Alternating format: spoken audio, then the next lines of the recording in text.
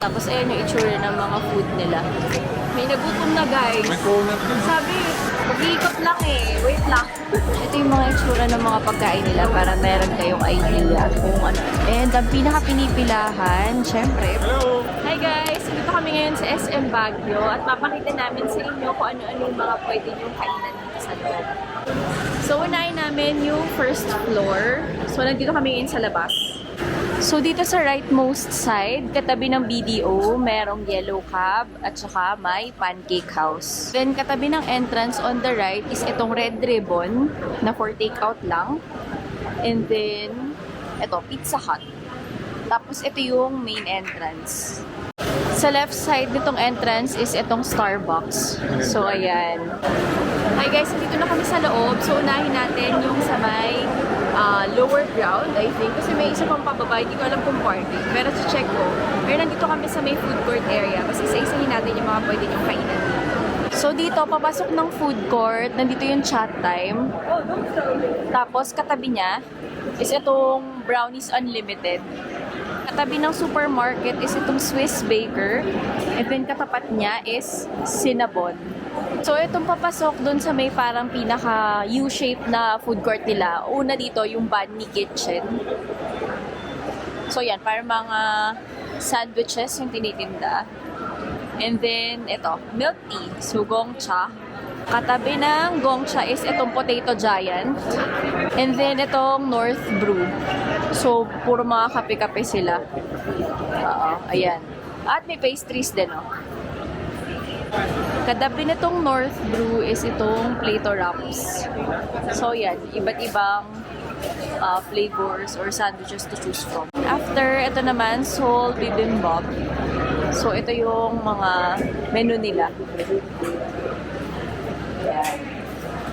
Then next is itong Salo, Lechon Belly Kitchen. So, pakita ko sa inyo kung ano yung mga meron. So, ito yung mga tinitinda nilang naka-plate. Yan. Typical Filipino. Kare-kare, barbecue, papaitan, chicken, sinigang. Tapos, ayan. Yan yung menu nila. Ito yung itsura ng ibang putahe para alam nyo. Puro pampabata. Next is itong chins. So, pakita ko din sa inyo yung meron sila. Ayan.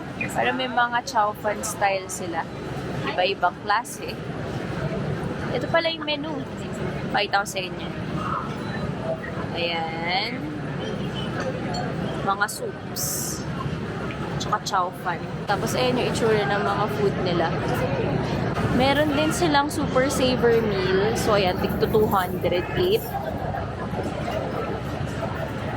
Iba-ibang klase. Pwede nyo pagpilian. So, may candidate na siya para sa kakainin niya. In fairness daw sa chains, mukhang okay. Pero first time ko lang makakita ng menu nila eh. Okay naman. Ikot kami. Tapos, mamaya, dito din kami kakain. Ito naman, purple pad thai. Katabi to nung chins. So, ayan yung menu nila. Kita nyo ba? Ayan. Next is Primero Sizzling Steak. So, ayan yung mga meron sila. Ayun, may promo sila. 129 only.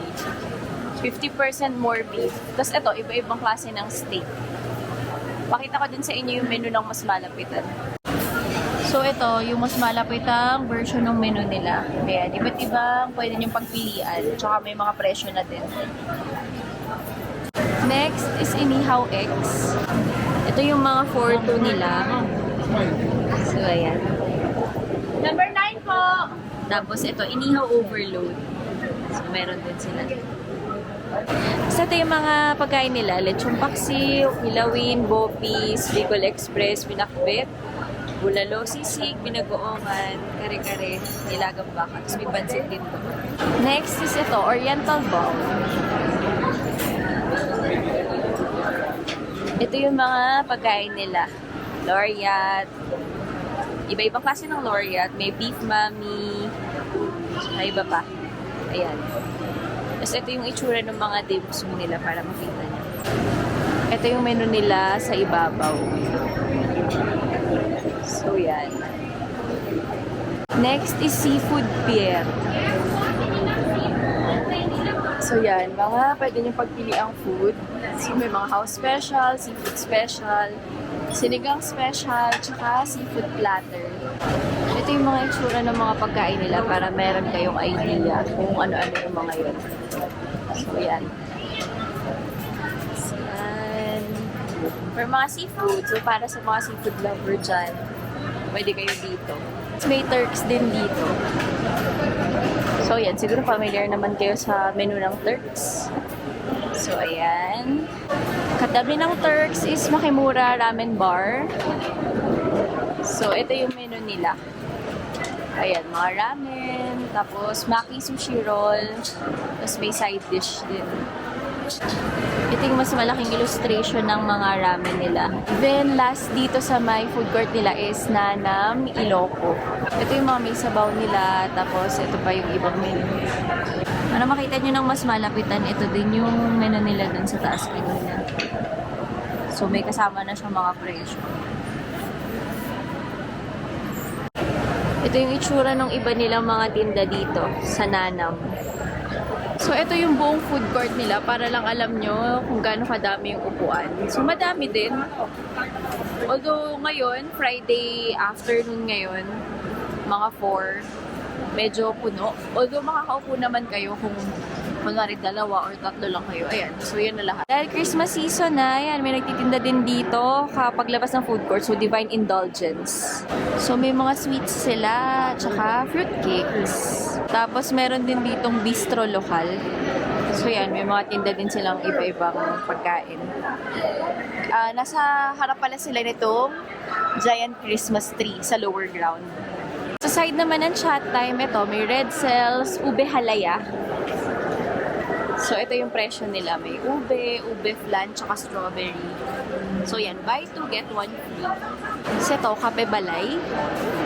Ayan. Mga tinda-tinda din. Ito yung mga cookies na tinda dito sa pastry box. So, yan yung mga presyo nila, tsaka klase.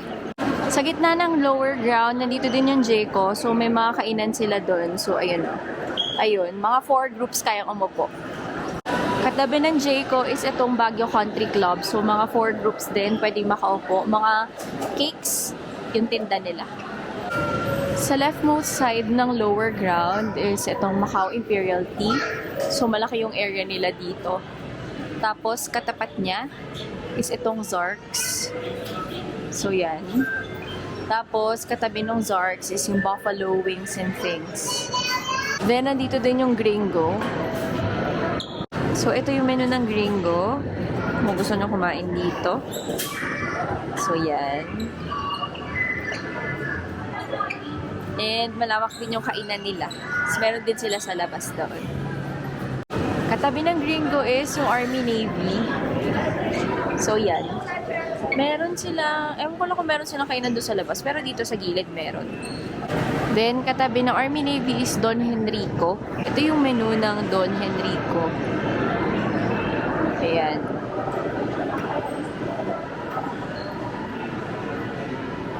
Ito naman yung itsura ng interiors niya. So, mukhang wala siyang kainan sa labas, pero ang ganda. Cozy yung interiors.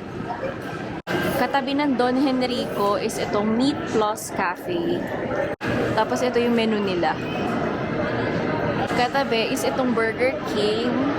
Then, after Burger King is Greenwich. So, alam nyo na for sure yung menu niyan. Then, dito din yung Komori. Dito sa bandang gitna is yung Richie.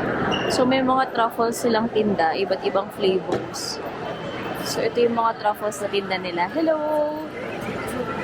Tapos, ayan yung menu. Katalikuran ng Richie is itong boobies. So, ayan yung menu nila. And ito yung mga chicharon nila. Then, tapat ng Greenwich is itong Pedro's Afters. So, mga Japanese cheesecake siya. Ito yung itsura nila. Ayan. Tapat naman ng Burger King is itong Soy Yummy. So, ito yung menu nila. Pag naman kumanan kayo, after ng Baguio Country Club, ang una nyo makikita is itong McDonald's. After McDonald's is Shakey's. After Shakey's is Sizzling Plate. So, malaki yung pwesto nila dito. Tsaka kita yung view dun sa labas. Katabi ng Sizzling Plate is Kuya J Restaurant. Napansin ko sa side na to ng mga restaurants is meron silang area sa labas, tapos kita yung view ng Baguio dun sa other side. Next is Classic Savory. So, ito yung sinasabi ko sa inyo. Puro glass yung kabilang side nila, tapos kita niyo yung pine trees, tsaka view ng Baguio. Then last, dito sa right side is itong Kenny Rogers Roasters. Katapat ng Gringo is Avocadoria. So, ayan siya. Tapos may menu sila dito. So, yan.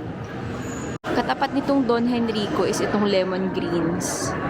So, yan. 25 pesos. So, nasa upper ground na kami. Tapos na natin ikutin yung mga nasa lower ground. And papakita na namin sa inyo kung ano yung mga kainan dito. Pag kumaliwa sa upper ground, nandito yung mesa. Then, one store away from mesa. Kasi wala siyang katabi. Genki Sushi. Katabi ng Genki Sushi is itong Mango Tree Cafe. So, yan yung mga klase ng food nila. All day Thai. Ito yung menu dito sa Mango Tree Cafe. Ayan. Ito pa yung isang menu nila dito sa Mango Tree Cafe. And then, last dito sa right side is yung Koreji. So, yan. Mga ramen and other Japanese food. Ito. May picture sila ng donburi. Ayan. The sizzling tomato seafood ramen. Ito yung menu nila dito sa Koreji. Sobrang tagal na guys nung huli naming Baguio. Kasama ko pa yung parents ko noon. Siguro mga lagos 5 years ago na. And nagulat ko kasi sobrang laki na nung isang Baguio ngayon. Sobrang daming kainan. Parang, ito ba yun? Ito ba yung Baguio na pinuntahan namin dati?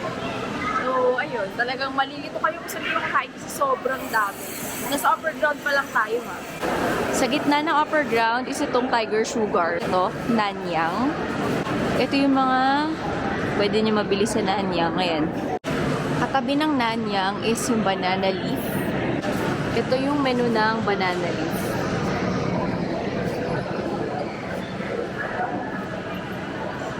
Katabi ng banana leaf is Manam. So, ito siya. As usual, very cozy interiors. Hello daw! Kain daw kayo sa Manam. Hello daw! And ito yung menu ng Manam. House crispy sisig, ma'am. Ayan, ito po yung aming signature house crispy sisig, ma'am. Try niyo po yung aming original recipe of sinigang na beef shortbread and watermelon. Apo. Thank you, ate. Paborito po namin yan sa Manila, Manam. Thank you po. Tabi ng Manam is yung Boteju. So, ito yung menu nila. Japanese. Ayan, ang daming selection. Then, yung huling kainan, pag kumanan kayo sa entrance ng upper ground, ito yung Super Bowl. So, ito yung menu ng Super Bowl dito sa Baguio. Ayan. Meron din silang solo meal as low as 150 pesos. So, ayan. May nagutom na, guys. May cronut din. Sabi, pag-iikot lang eh. Wait lang. Dito naman sa gitna, Zoe's Scoop. So, yan. Mga ice cream. 99, 109. Tapos yan, may mga toppings kayong pwedeng ilagay. Grabe, ako mahilig ako sa ganyan. Try kaya natin mamaya. Katabi ng Super Bowl is itong Cronuts. So, dito bumili si Jewart. Ayan, yung mga selections nila. Tapos, ito yung presyo dito sa Cronuts. So, ano masasabi mo sa Cronuts? Bilang kumakain ka na. First time kumain ng cronuts. Masarap pala. Ano ba yan? Ano ba yung sabihin ng Cronuts? Donuts, tsaka croissant. Yata. Pero cinnamon yan. Yung Apple cinnamon. Masarap. Magkano yan? 15, okay na. Pantawid gutom kasi nagutom siya kakaikot namin. Katapat ng Boteju, so ayan, may kape, agamang, so mga black coffee, amoy na amoy ang kape. Hello! Katapat ng Manam is the Citrus Center. So ito yung menu nila. Hello daw, sabi ni Kuya. Bili kayo dito sa The Citrus Center. SM Baguio. Thank you, kuya. And then, katapat naman ng Banana Leaf is itong Divine Indulgence. So, puro mga sweets. Yan. Mga hilig ko. Ayan. Cakes. Wow, ang dami. Merong cookies. Ayan, 35 pesos. Tapos, wow, may s'mores. Ano yun? Parang mini cake or brownies din. Tapos yan, choco butternut crinkles. O yan, para sa mga mahilig sa lasang Dunkin' Donut. Tapos may set din sila.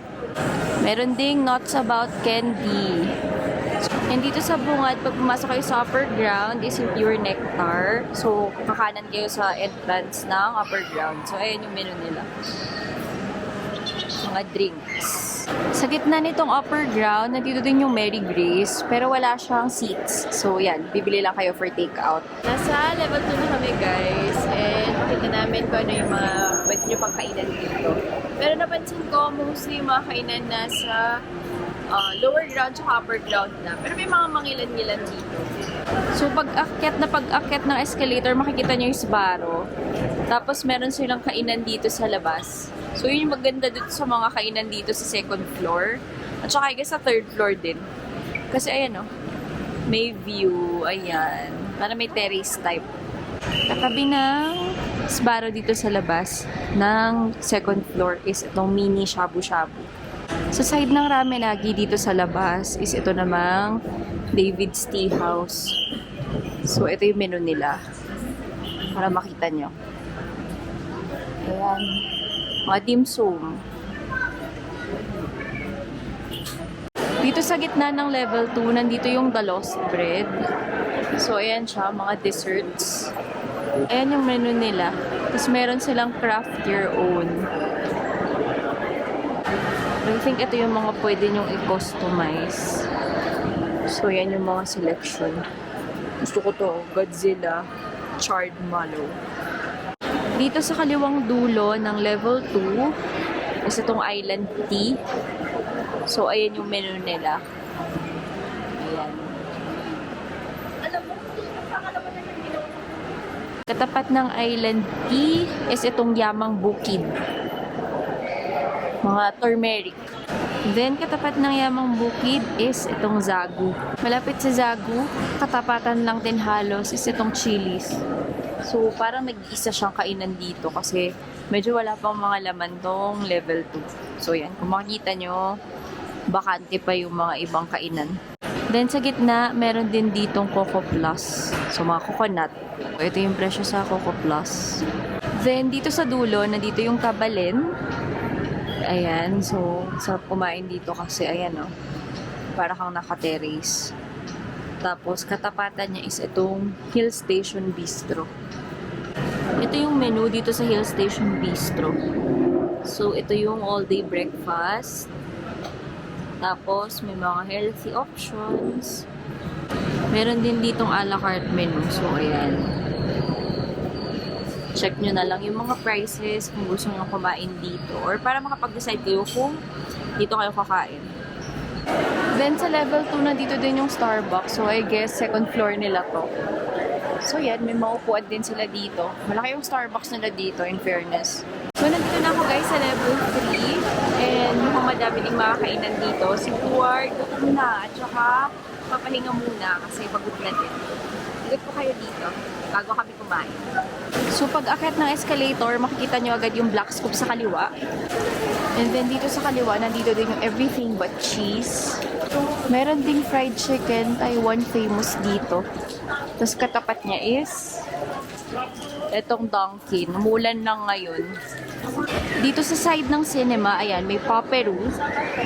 So, usually, yung mga pagkain dito, yung mga pwede nyo kainin sa sinehan. Takoyaki. Then, Nacho Shack. Ito, Blockbuster, Show My House. Ayan, daming nakapila dito. Then, Sweet Bites, mga cotton candy, especially for kids. Pwede kayo magpa-design ng cotton candy niya. Ayan. Meron din ditong Faron Cafe. Katabi niya is ito. Crispy Crust Empanada. So, yan yung menu. Katabi is Fruity Lemon. Next is Buko Express. So, meron silang Buko Shake, Buko Juice. Hello, thank you. Tapos, buko pie. Yes. And ang pinaka-pinipilahan, syempre, potato corner. So yan, daming tao guys. Ayan o. Oh, pila ng potato corner lahat yan. Meron pa dito sa kabilang side. Kanan, kaliwa. Sa dulo, nandito din yung Jerry's Grill. Tapos ito, sa labas, tindahan ng puto bumbong. Classic Castañas. Tingnan tayo makalabas guys kasi umulan. And then katapat ng Jerry's Grill is itong Blake's Wings and Steaks. So ito yung menu ng Blake's. Then bumalik na tayo dun sa kanina natin. So katapat ng Everything But Cheese is Figaro. Katapat halos ng Figaro itong Highland Brew. And lastly, dito sa side ng Figaro, sa dulo, is itong Taqueria Chupacabra. So ito yung menu nila. Ayan. Pabalik na ako guys. Kakain muna kami ng late lunch. Mga 4 na. Gutom na si Jeward. Tagal pala umikot dito kasi ang laki. So nakabalik na ako kay Jeward guys. Kawawa, gutom na. Kain na muna kami. And see you on our next vlog. Bye-bye. Babalik pa rin sa tunay na mahal. Ayan. Manaw. Ito sila, Minnie tsaka si Mickey Mouse. Hello daw. Si Kenshin, tama ba? Ayan o, Samurai X. Galing niya o. So, ganito pala ginagawa yun. Galing.